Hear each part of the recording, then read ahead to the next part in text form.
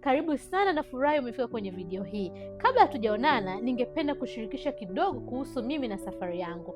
Mimi naitwa Kamini Chudasama, kwa taaluma ni mhasibu, mimi ni mama na mimi ni mke. Kulikuwa na kipindi ambacho maisha yangu yalibadilika ghafla.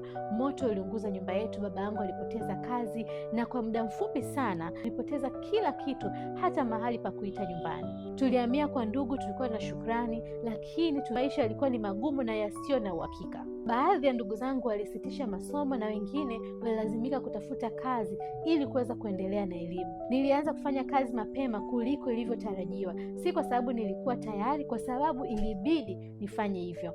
Na kuna wakati ambao hata kupata chakula kamili haikuwa si jambo la uhakika kila siku.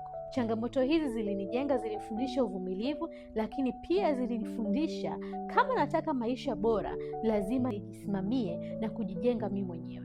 Leo maisha yamebadilika kabisa, na uwezo wa kujenga biashara sambamba na familia yangu kama mama na kama mke, na uwezo wa kutengeneza vipato vizuri, na pia kuwa na uhuru wa kusafiri na familia yangu, jambo ambalo hapo awali nilidhani haliwezekani. Kwa kweli it's very empowering kama mwanamke kuwa huru kifedha, kuwa na muda wako, kuwa na kipato chako na maamuzi yako. Hichi ndicho hasa hii business inaofa. Inawezekana wewe ni mama au ni dada au umeajiriwa full time, unaweza kufanya hili sambamba na majukumu yako ya kila siku.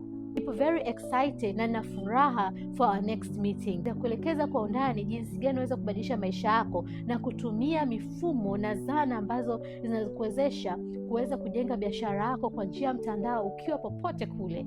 See you soon.